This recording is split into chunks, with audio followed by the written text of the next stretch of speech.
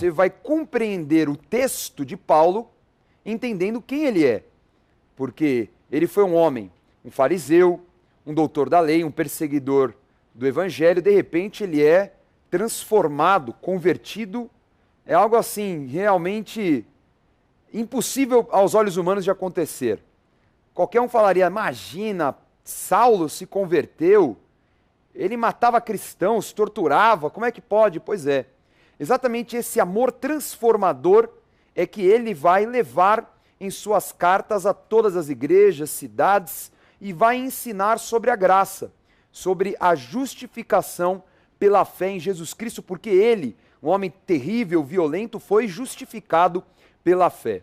Exatamente isso, né, Bispo G? Boa tarde. Boa tarde, Dani. Boa tarde, nossos telespectadores. Bem isso, né? A gente vê o que é uma transformação. E se o apóstolo Paulo não existisse, o evangelho não seria o mesmo. Pode ter certeza, porque as cartas paulinas são, assim, essenciais para que a gente não tenha uma doutrina religiosa. Então, possivelmente, se não houvesse essas cartas, nós seríamos religiosos na essência de cumprir com rituais e coisas outras. Ele não, ele já traz toda uma visão bem independente daquilo que é o ritualismo e coloca ainda um lado mais profético através das suas cartas apostólicas. A primeira carta que nós vamos estudar, que é a carta aos Romanos, nós não estamos seguindo a linha cronológica das cartas, nós vamos seguir agora a ordem que está no Novo Testamento. Então, após Atos dos Apóstolos, carta aos Romanos. Vamos lembrar aí que momento é esse na história do planeta Terra. Momento em que o Império Romano dominava o mundo. Então, Tibério era o imperador romano a partir do ano 14. Na Judéia, o governador era Pôncio Pilatos, a partir do ano 26. O ministério de Cristo começa no dia 27, no ano 27. A morte e a ressurreição no ano 30. A conversão de Paulo transitando entre o ano 33 e o ano 36. E depois ele vai ficar um tempo ali, né, se preparando, coisa de 11, 12 anos, né, em que ele vai se preparar em Tarso e Antioquia e vai iniciar a sua primeira viagem missionária. Nesse tempo aí, nesses anos, Calígula é o imperador terrível, depois Cláudio, aquele momento que tem fome em todo o império, e a Antioquia envia suprimento para a igreja da Judéia. E no ano 47, a primeira viagem missionária de Paulo. Ano 49, o Concílio de Jerusalém, que já estudamos, falamos bastante, quanto à circuncisão, ela não é necessária para os convertidos. A segunda viagem missionária, até o ano 51, vem a terceira viagem missionária. E a partir do ano 57, a quarta viagem, quando Paulo vai a Roma, preso para ser julgado por Nero, o terrível imperador romano. Ele chega lá por volta do ano 61, escreve mais algumas cartas, e finalmente Paulo morre, também Pedro, por volta do ano 66, 67, depois de Cristo, ainda como Nero, imperador em Roma. Beleza. Então nos situamos aí no tempo, agora vamos nos situar no espaço, né? Já sei quando foi, mas aonde foi, aonde tudo acontece. Então as 13 cartas paulinas, elas serão endereçadas para as seguintes cidades. Veja no mapa. Então, a cidade de Roma, né, da esquerda para a direita, Corinto, que ficava ali próximo de Atenas, na região da Grécia chamada Acaia, Tessalônica e Filipos, que ficava na região da Grécia chamada Macedônia, então a carta aos Filipenses, carta aos Tessalonicenses, carta aos Coríntios, carta aos Efésios, olha lá, Éfeso, também se atribui que Timóteo estava em Éfeso quando recebeu as cartas. A Galácia, que é uma região, não é uma cidade, essa região norte aí da Ásia Menor, a carta aos Gálatas e a carta aos Colossenses, a região de Colossos, que também é uma carta que iria a Laodiceia, que é outra cidade muito próxima aí na costa da Ásia Menor. Perfeito? Então essa é a região das cartas paulinas, né? Só por curiosidade, a primeira carta foi provavelmente a carta dos Tessalonicenses, ainda já na segunda viagem de Paulo, a maioria escrita na terceira viagem, que é Coríntios, Gálatas, Romanos. Aliás, a maioria não, né? Porque a maioria foi escrita na prisão, né? Então seria Filemão, Colossos, Éfeso, Filipos, Timóteo e Tito. Isso, né? Romano provavelmente foi escrito em Corinto. Então, um período que ele fez uma viagem, ele esteve em Roma, e depois ele passou por 3, 4 meses ali em Corinto, na Grécia, né? Então ali que subtende-se, né, que ele ficou na casa de Caio, tem todo um histórico como que confirmando isso. Hoje nós vamos falar sobre a carta aos Romanos, que era uma igreja que já existia antes de o apóstolo Paulo ir para lá. Aliás, muitas igrejas já existiam, não são todas que o apóstolo Paulo fundou, né? Nós vamos ver aqui os indicativos de qual foi o momento que essa carta foi escrita, mas nós precisamos entender essa cidade, a cidade de Roma, que era a cidade naquele momento mais importante do império, né? No quesito político-social. Porque, por exemplo, a cidade mais intelectual era Alexandria, onde concentrava o conhecimento. Mas a cidade de Roma era a cidade política, era a capital do império, então tudo nascia ali, né? Então vamos ver algumas imagens, nós vamos ver uma ilustração em 3D da cidade de Roma. Primeiro vamos começar com estas ruínas, porque a partir das ruínas que nós temos ainda, né, existentes, criaram uma Roma em 3D. Então você vai ver algumas imagens, né? Esse rio, que é o rio principal, o rio Timber, e aí tem toda uma cidade, já é claro, um pouquinho, 2 séculos depois de Cristo, né, da história que nós estamos narrando, já é o ano 320, mas nós vemos aí como era uma cidade fantástica. Ela era toda com aquedutos, água à disposição, e é muito interessante, Bispo G, porque era uma cidade com mais de 1 milhão de habitantes, tinham várias castas sociais, os patrícios, que eram os proprietários de terras, os ricos, né, os aristocratas, cidadãos romanos. Tinha os clientes, que eram os homens livres que se associavam aos patrícios e davam apoio de dominação política e militar aos patrícios. Tinha os plebeus, que eram homens livres, comerciantes, artesãos, trabalhadores da agricultura. E haviam plebeus ricos também. Aqui a gente acha que plebeu era pobre só, e não é, né? Tinha plebeu rico também. E os escravos, que aliás eram aí o combustível da economia romana. Eles conquistavam e também geravam escravos para sustentar. Então um dos motivos da queda do Império Romano foi essa crise. Exatamente porque não tinha mais conquistar, não tinha mais escravo, começaram as invasões bárbaras, e aí também a questão religiosa, né, da cisão do Oriente. Então tudo contribuiu para a queda de Roma no ano 476, o ano oficial da queda de Roma, que é a cisão da Roma Oriental com a Roma Ocidental. Mas era uma cidade incrível, você vendo imagens aí, né, dos grandes areópagos, a região dos teatros, regiões que você vê cada lugar aí foi construído por um imperador, cada imperador deixava sua marca, né? Tinha o Coliseu. Então era uma cidade impressionante, a cidade de Roma, e uma cidade, como você viu nas imagens, extremamente idólatra, quantidade de templo. Então era templo para Mercúrio, templo para Saturno, templo para Afrodite, templo para tudo que era Deus. Também que Afrodite era um nome grego, né? Mas tudo que eram deuses gregos, a mitologia era a mitologia grega, os deuses gregos com nomes romanos. Caso Afrodite, Vênus, né? Vênus, muito bem, obrigado, Bispo G. Então Afrodite, Vênus.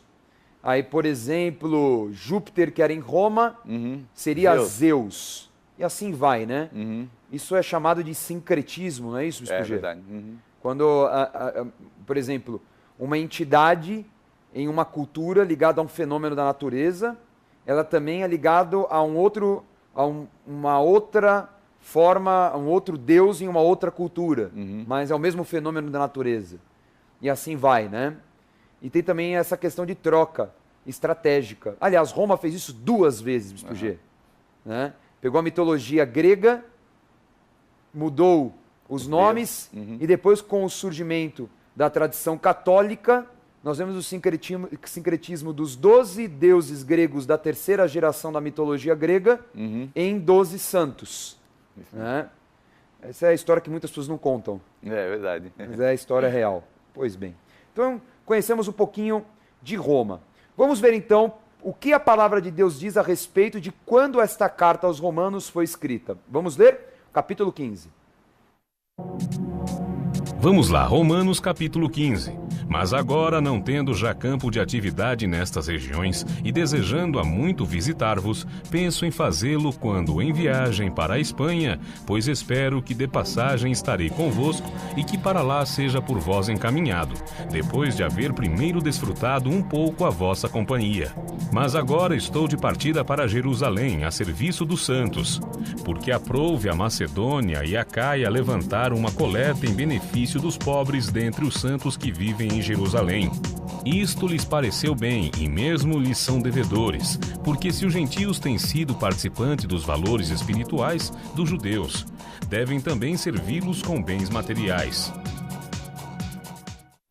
Sem dúvida alguma, a carta foi escrita no final da terceira viagem missionária. Por quê?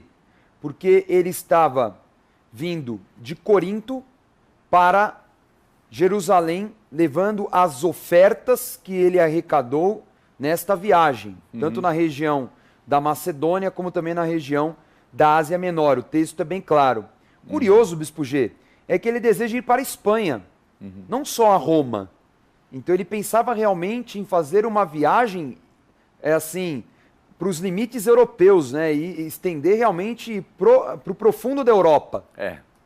O sentimento que o Espírito Santo colocou no coração do apóstolo Paulo foi muito forte. Sim. Porque ali, né, o polo gerador para os próximos séculos seria Roma. E Roma, obviamente, não seria somente a cidade de Roma, mas o Império Romano, e a força do Império Romano era o Ocidente, a Europa. Então daí que realmente o Senhor o levou para proliferar por todo o mundo. Muito bem. Vamos ver agora quem escreveu e quem levou a carta aos Romanos. Vamos lá. Vamos lá, Romanos capítulo 16. Recomendo-vos a nossa irmã Febe, que está servindo a igreja de Sincreia, para que a recebais no Senhor como convém aos santos e ajudeis em tudo que de vós vier a precisar, porque tem sido protetora de muitos e de mim inclusive. Eu, Tércio, que escrevi esta epístola, vos saldo no Senhor. G. Primeiro, Febe, que os estudiosos acreditam que foi a tal da senhora que levou a carta para os romanos. Possivelmente estava em viagem para lá, né? Ele aproveitou a oportunidade, escreveu a carta e enviou. Mas não foi Paulo que escreveu o próprio punho. Tudo indica que ele ditou a carta e que esse homem chamado Tércio, muitas cartas ele escreveu de punho, mas algumas ele ia ditando e alguém o ajudava, alguém talvez que tivesse até uma condição de escrita superior a ele. Talvez seja isso, né? Pode ser os romanos, né? Pegou alguém com uma qualidade de escrita superior a ele, olha que ele era um bom escritor. Sem dúvida, né? Mas como nós sabemos, né? A origem dele é uma origem hebreia, então obviamente aqueles que estavam ali na Europa teriam uma condição muito maior em termos culturais, expressão. É o que a gente às vezes vê, né? Você está numa região do Brasil, é muito mais fácil você pegar a pessoa da região, até pelas qualidades, características do dia a dia, né? E você vê uma diferença do sul para o norte, em termos dessas características. E a mesma coisa era ali, né? Então aquelas regiões, elas variavam muito. A Sencreia, né? Que quer dizer painço, né? Que é um tipo de uma semente que ficava no Golfo de Corinto. Então aquela região era uma região, vamos dizer assim, perto do porto, uma região que era mesclada mesmo, não era uma região muito nobre, mas em um local onde também houve uma difusão muito grande do Evangelho. Maravilha. Mais curiosidades para a gente aí. E Roma, a carta aos Romanos é chamada de Carta Magna. Por que, Bispo G? É porque nela nós vemos assim, meu entender também, ela é a carta mais importante da Bíblia. Por quê? Porque ela trata de aspectos assim muito fortes. O básico dela é a justificação. Então, ela trata da justificação, que foi o que Jesus Cristo fez por nós. Mas uma linguagem muito forte, muito marcante. Ele não traz um trato assim religioso. Ele coloca em xeque ambos, né? Ele coloca tanto o judeu em xeque quanto o grego, colocando os dois na mesma condição para estarem embaixo da graça para serem justificados. Então, a redenção, os principais, vamos dizer assim, pontos teológicos do Novo Testamento inteiro, eles são todos discutidos e não só discutidos, ali é dado como assim, o veredito sobre cada um deles. É impressionante. Muito bem argumentados, né? Muito argumentado. Justificação, redenção, a graça e uma série de outros que a gente sabe que são os mais importantes do Evangelho. Vamos ver aí nesse mapa a viagem, né? Porque saiu de Corinto, por volta do ano 57, essa carta, e chegou em Roma, carta aos Romanos, né? Muito bem. Agora, aonde estava a igreja em Roma? Vamos ver o que a carta aos Romanos diz sobre isto. Romanos capítulo 16. Saudai Priscila e Áquila, meus cooperadores em Cristo Jesus, os quais pela minha vida arriscaram a sua própria cabeça. E isto lhes agradeço, não somente eu, mas também todas as igrejas dos gentios. Saudai igualmente a igreja que se reúne na casa deles. Então, tá aí a dica, né?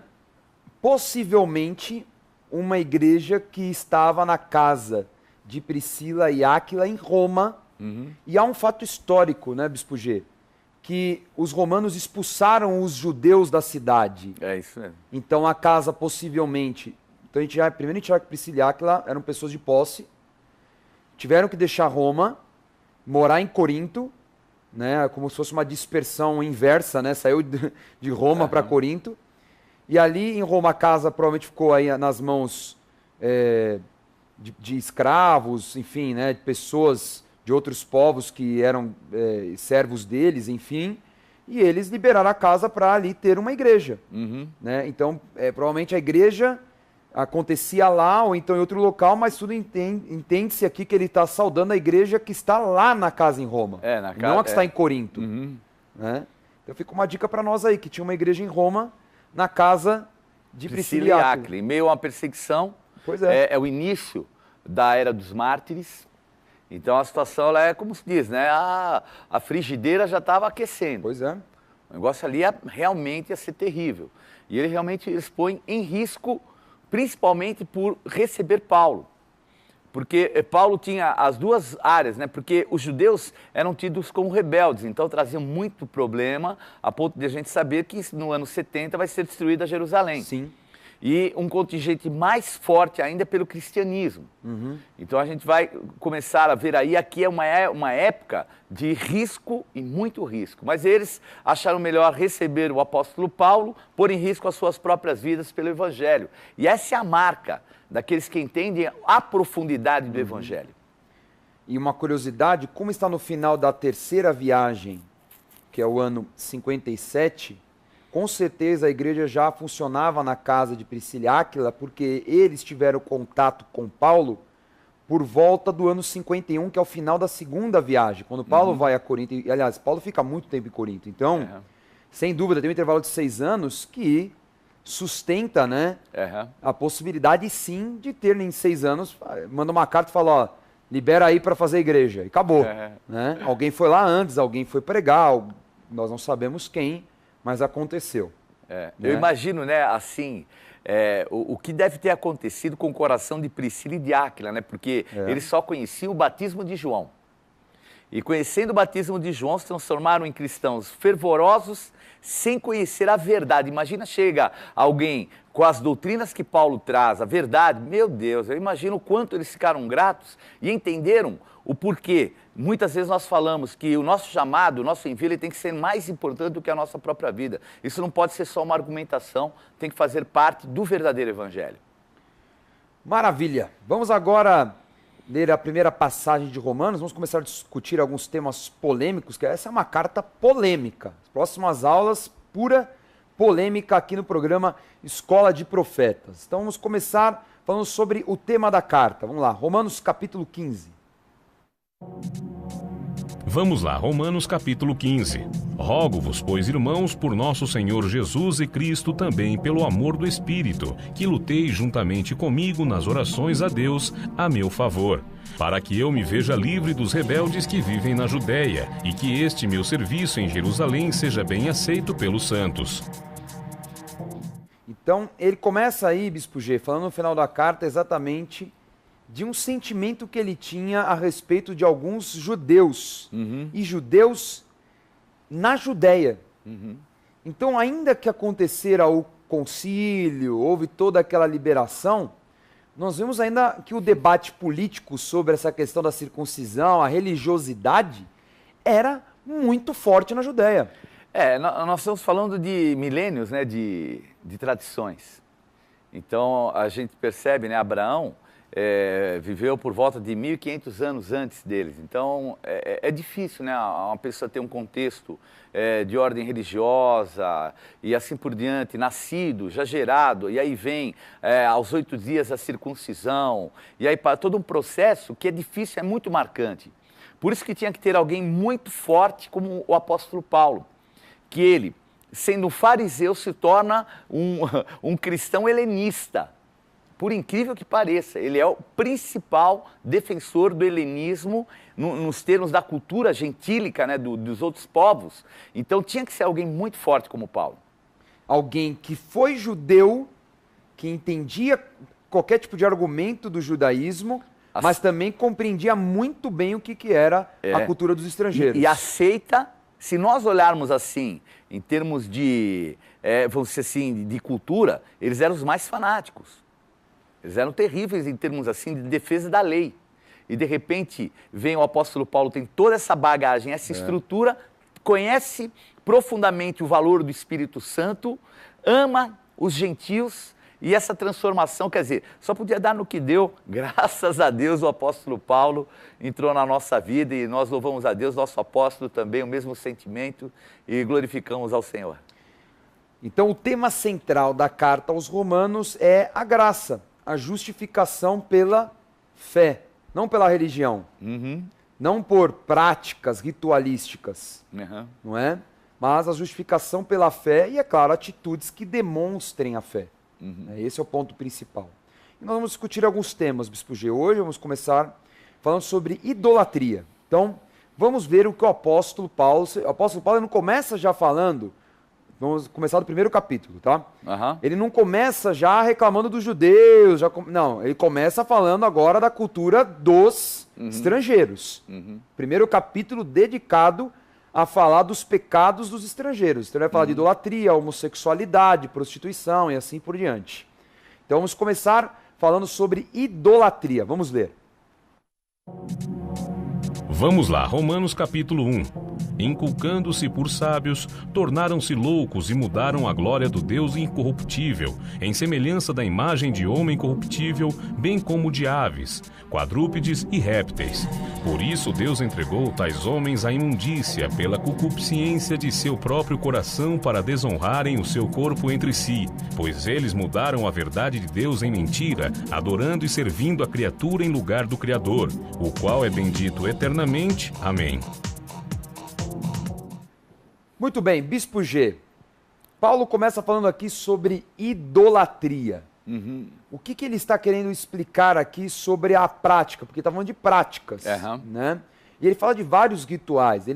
Aqui ele compara não só a questão de um corpo de animal, enfim, que eles adoravam, mas também que eles desonravam o corpo entre si por algo. Então havia uma prática de prostituição também ligada à idolatria. Como isso se comportava? Então, o apóstolo Paulo, quando ele começa falando aqui aos Romanos, então ele traça um paralelo dos gentios, não só do ocidente de Roma, ele traz também de uma outra área de Roma, né, que era o Oriente. Porque existiam costumes diferentes de idolatria. Se nós olharmos, a idolatria do Oriente, ela era mais voltada para os animais. E a idolatria do Ocidente para os deuses, em termos humanos. Então, ele começa aqui já a trazer uma coerência para tratar ambas as situações. Mas ambas se envolviam em prostituição. Então, tanto para o lado ocidental, onde nós vemos ali a idolatria aos deuses pagãos, havia todo um lado de requinte, de prostituição, também prostitutas cultuais. Da mesma maneira, isso também havia no Oriente. A despeito de nós vemos lá uma cultura mais demonizante, com demônios, com entidades, mais voltada para as esfinges, animais, meio homem, meio animal, todo esse lado. Mas o curso era um só. Porque o que o diabo quer? Através da idolatria, ele quer levar as pessoas a serem não só voltadas para o ídolo, mas elas presas pela carne. E a sexualidade, ela tem um contingente de prisão na carne e também prisão no mundo espiritual. Então ela pega as duas áreas. Por isso que o próprio apóstolo fala numa das suas cartas que quem se une com uma prostituta é uma carne só com ela. E ele não está falando ali de você se casar com uma prostituta normal, ele está falando de prostituta cultual.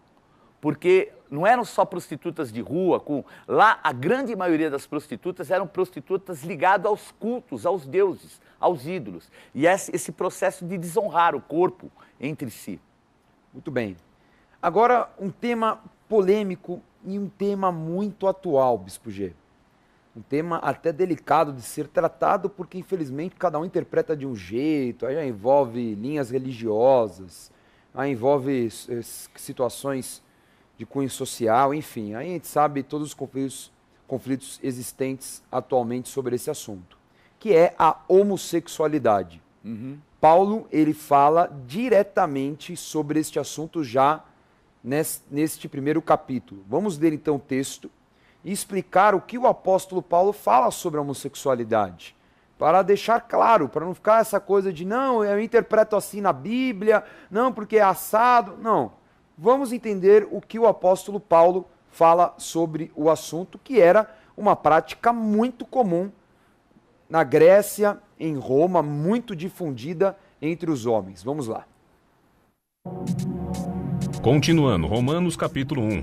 Por causa disso os entregou Deus às paixões infames, porque até as mulheres mudaram o modo natural de suas relações íntimas por outro, contrário à natureza. Semelhantemente, os homens também, deixando o contato natural da mulher, se inflamaram mutuamente em sua sensualidade, cometendo torpeza, homens com homens, e recebendo em si mesmos a merecida punição do seu erro. E por haverem desprezado o conhecimento de Deus, o próprio Deus os entregou a uma disposição mental reprovável, para praticarem coisas inconvenientes.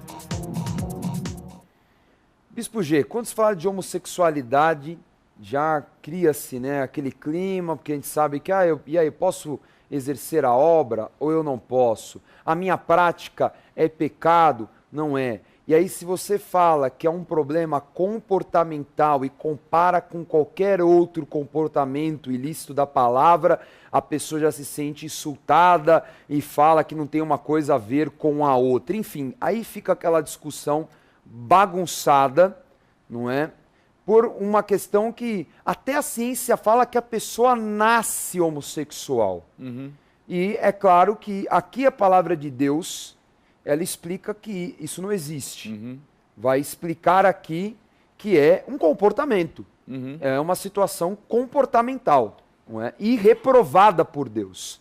Então, Bispo G, o que o apóstolo Paulo quer explicar aos romanos, que aliás era uma prática muito mais forte talvez do que hoje, porque era normal, né? A mulher era para procriar, para cuidar da casa, e homens, né, era uma relação até social. A realidade é que a gente vê principalmente, vamos dizer assim, esse lado mais forte do homossexualismo era integrante principalmente no domínio grego. Então o que ocorre? O fato deles irem para a guerra e saírem, o fato da libertinagem que existia nos seus deuses, porque os deuses gregos, eles eram mais libertinos do que os próprios homens.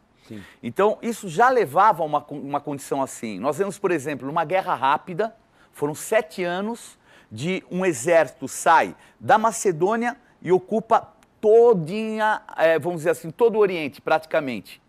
O que é isso? Eles deixam contato natural com as mulheres e começam a se inflamar entre si. E o que eles tinham? O aval dos deuses, entre aspas, que nós sabemos que deuses não são, eram entidades. Então, nós não queremos e nunca vamos discriminar uma ou outra pessoa. Nós vamos dizer o que a palavra de Deus diz. Aqui fala algo contrário à natureza. Então, como contrário à natureza? A natureza mesmo, ela tem o quê? Homem, mulher, fêmea, macho.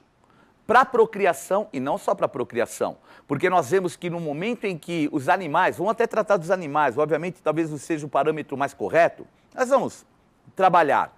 Quando um animal está na época do cio, então a fêmea está na época do cio, o macho, o animal, ele fica totalmente desorientado por aquele desejo instintivo.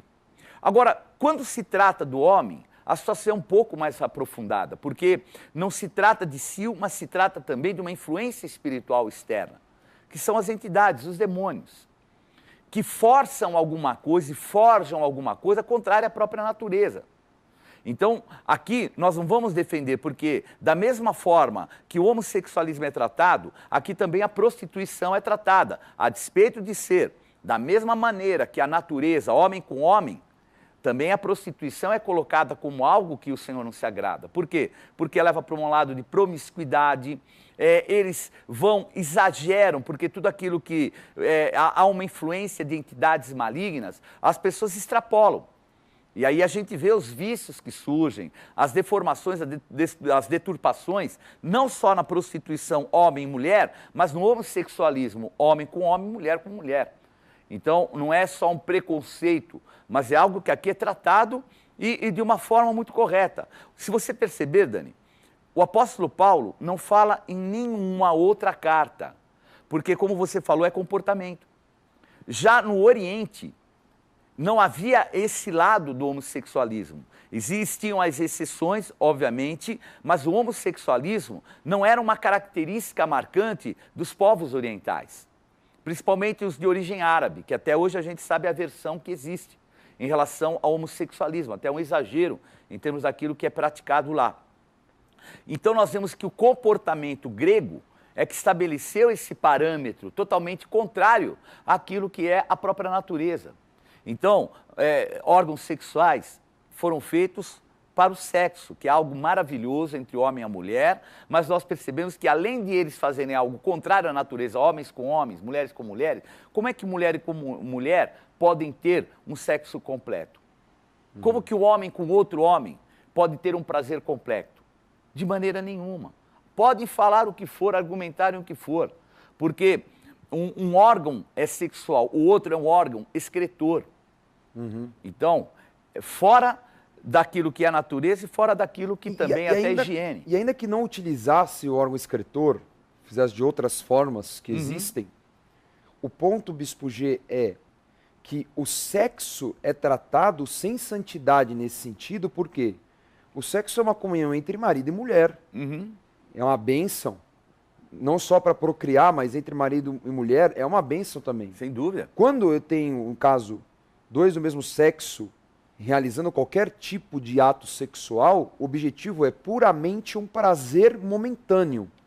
Não há nenhuma relação de entendimento familiar. Isso. Porque o sexo, biblicamente, ele é atribuído à família. É claro que a gente sabe que promovem o casamento gay, querem promover, a gente sabe que sabem que precisam disso para tentar dar essa leitura, mas isso não é o que a Bíblia diz. Isso pode ser a leitura do mundo. Então, e o que você está colocando, Daniel, é tão sério, porque o que ocorre? Por eles buscarem uma satisfação carnal, eles não atingem a satisfação completa. E por não atingirem a satisfação completa, que eu e você, nós atingimos com as nossas esposas e elas com a gente, eles procuram o quê? Desvirtuar. Então, não conseguem, aí vão procurar, vamos dizer, um fetiche, vão procurar uma outra forma, e aí que eles vão desquepando, e aí é que entra o desonrar o corpo entre si. Porque aí eles já apelam para situações exteriores que vão perdendo a noção, porque não se satisfazem plenamente, entra a influência de demônios, e por não se satisfazerem plenamente, tem que buscar então coisas que vão desvirtuar e levar cada vez mais a uma degeneração, a uma deformação, que é o que a gente infelizmente percebe. Então, às vezes, vê pessoas que são totalmente, assim, desculpe, mas algumas pessoas chegam a ser caricatura do que é um homem, uma caricatura do que é uma mulher. Tomam hormônios. Então, eu queria entrar nesse ponto, Bispo G. Esse é um outro ponto polêmico. Porque a pessoa, ela nasce com um sexo. Todo mundo nasce com sexo. Você nasce, que é definido por um cromossomo. XY, homem, XX, mulher. Certo? Então a pessoa nasce com aquele sexo. Com menos hormônio, mais hormônio. Se gosta de algumas coisas que só homens gostam, só mulheres gostam, não importa. Nós estamos falando assim, que nós nascemos com uma característica definida. Se eu sou homem ou se eu sou mulher. Ponto. Agora, se eu amo a Deus, eu creio em Deus, eu creio na palavra dele, se eu falo que por exemplo, se uma pessoa fala, eu não, sai fora, né? Porque eu não, né, eu tenho minha definição. Mas com todo o amor que nós temos aos homossexuais, o que eu quero explicar é, se uma pessoa, ela nasce homem, XY, cromossomo XY, e ela fala que ela deveria ser mulher, né? E aí entra aquele outro debate que entre eles existe também, entre os homossexuais, que é gênero e identidade, que é outro lance. Quer dizer, o cara é homem, mas tem o gênero de mulher, e é aquela coisa que fica mais estranha ainda. Mas vamos tirar essa outra discussão. No momento que eu falo que eu sou, que a pessoa é homem, que ela diz que é homem, e ela fala que ela deveria ser mulher, então ela está atribuindo à criação um erro. Ela está atribuindo a Deus um erro. Isso. Ela está dizendo que Deus errou a criação, que Deus não foi perfeito, que Deus errou com ela. Então, como eu posso dizer que eu amo a Deus e eu vivo 100% a propriedade dessa palavra, daquilo que é a Bíblia, de todos os seus preceitos, e dizer que Deus erra? Então, não, vamos até entrar num outro contexto, vamos dizer, o fato de Deus errar. Existem, vamos dizer assim, pessoas que nascem com algumas deformações. Então, são chamados hermafroditas. Mas sabe o que acontece, Dani? O hermafrodita, ou é hermafrodita macho, homem, ou mulher. Certo. Então, até o contingente hormonal e até a mente desses que são hermafroditas, porque o que é um hermafrodita? Às vezes ele tem uma parte feminina e uma parte masculina.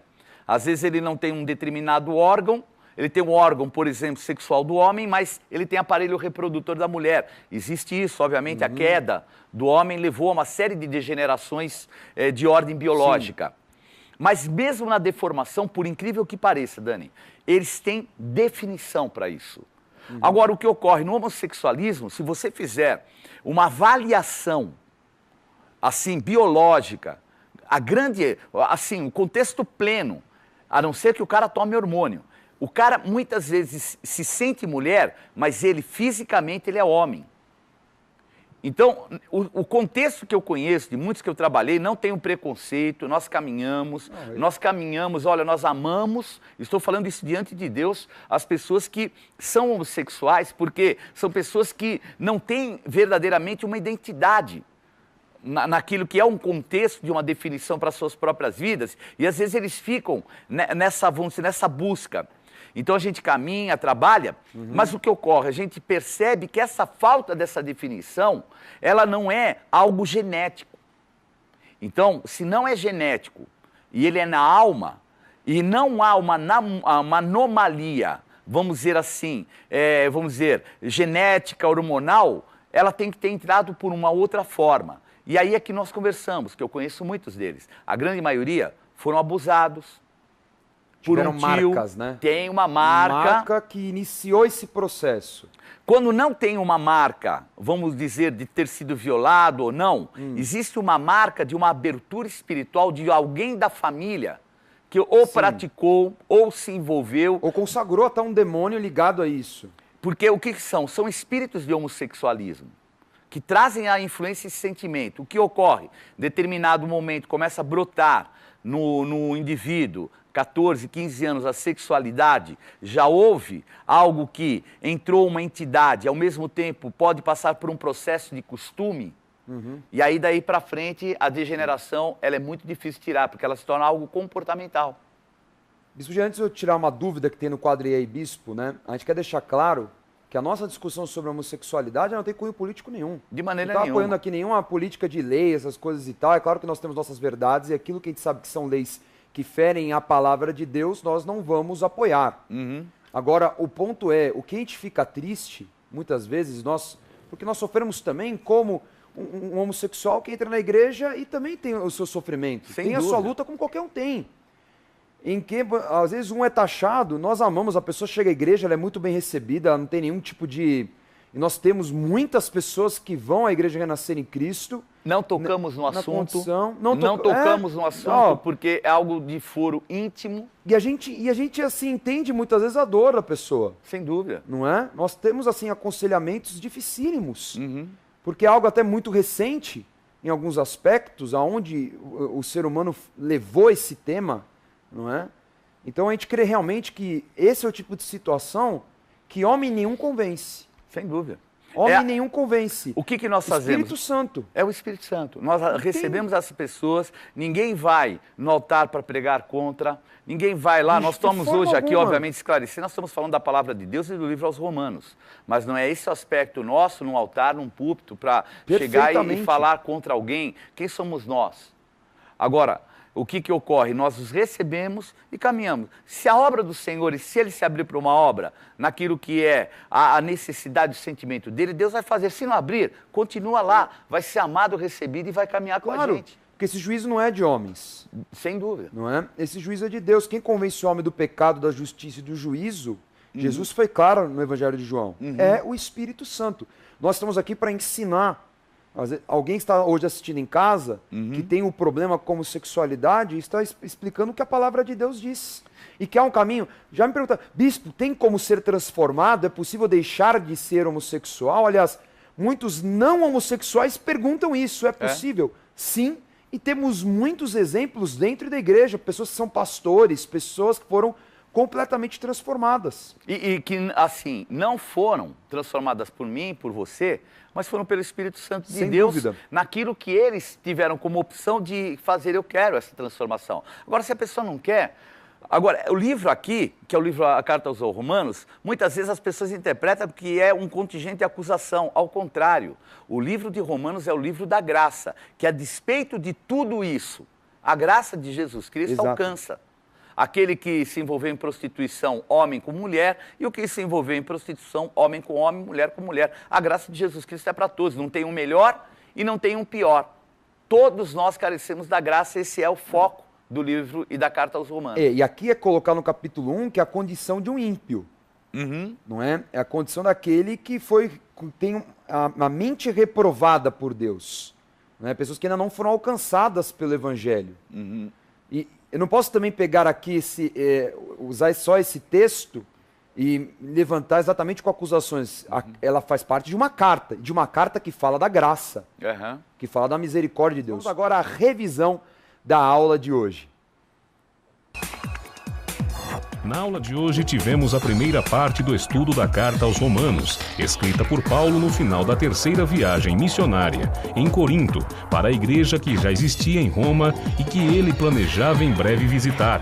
Esta carta, ditada por Paulo, foi escrita por Tércio e entregue por uma senhora chamada Febe, do subúrbio de Corinto. Chamada de Carta Magna do Evangelho, Romanos explica o poder da graça, do Espírito Santo, confrontando os hábitos terríveis das leis judaicas que queriam impor aos estrangeiros convertidos hábitos como a circuncisão.